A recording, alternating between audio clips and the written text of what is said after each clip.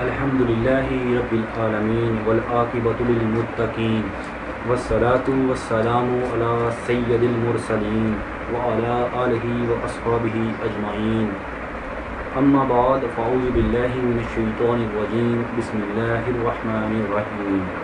محمد رسول اللہ صدق اللہ مولانا العظیم وصدق رسولہ النبی الکریم الامین۔ میٹھے میٹھے اسلامی بھائیوں، یہ پروگرام رمضان الکریم کے سلسلہ میں شروع کیا گیا ہے، درس رمضان المبارک۔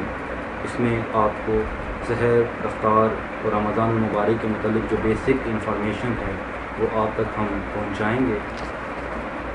میٹھے میٹھے اسلامی بھائیوں، خدائے رحمان عز و جل کے کروڑوں ہا کروڑ احسان کہ اس نے ہمیں ماہ رمضان جیسی عظیم نعمت سے سرفراز فرمایا۔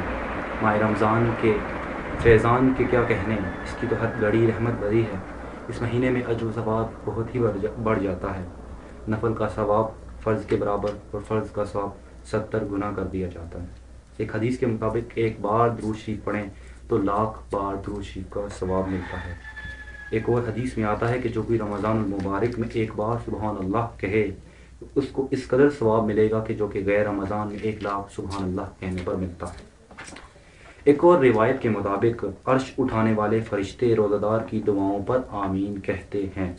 الترغیب و ترغیب کی ایک روایت کے مطابق رمضان کے روزہ دار کے لیے دریا کی مچھلیاں افطار تک دعائے مغفرت کرتی رہتی ہیں۔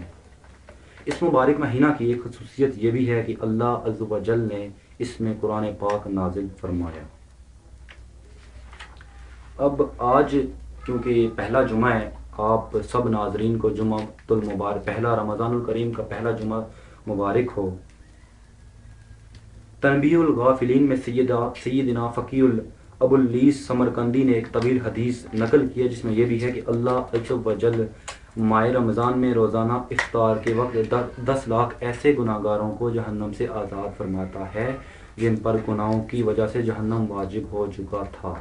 نیز شب جمعہ اور روز جمعہ یعنی جمعرات کے غروب آفتاب سے لے کر جمعہ کے غروب آفتاب تک ہر گھڑی میں ایسے 10 لاکھ گناہ گاروں کو جہنم سے آزاد کیا جاتا ہے جو عذاب جہنم کے مستحق قرار دیے جا چکے ہوتے ہیں۔ اور جب رمضان المبارک کا آخری دن آتا ہے تو پہلی رمضان سے لے کر اب تک جتنے آزاد ہوئے ہیں اس کی گنتی کے برابر اس آخری دن ایک دن میں آزاد کیے جاتے ہیں۔ اب آپ کو خواتین و حضرات سحری کے متعلق ایک انفارمیشن دے دوں کہ سحری کا وقت کب ہوتا ہے۔ بہت سے لوگوں کو اس کے متعلق مس انڈرسٹینڈنگ بھی ہے۔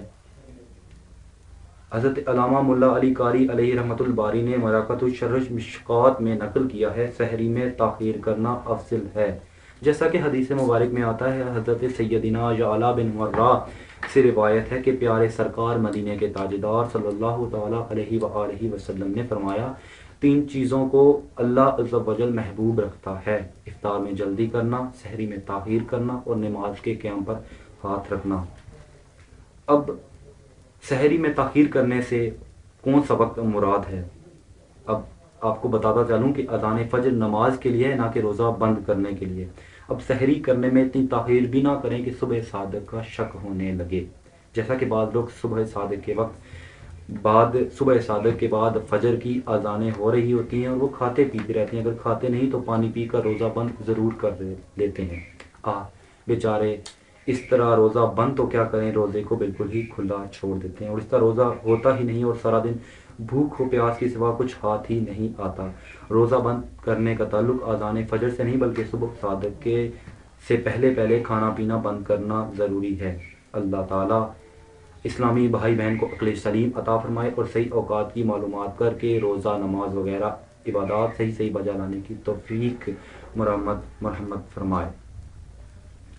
اے ہمارے پیارے اللہ، ہمیں ماہ مبارک کا احترام کرنے، اس میں روزہ رکھنے، تراویح ادا کرنے، تلاوت کلام پاک اور نوافل کی کثرت کرنے کی توفیق مرحمت فرما اور ہماری ٹوٹی پھوٹی عبادات قبول فرما۔ آمین بجان نبی الآمین۔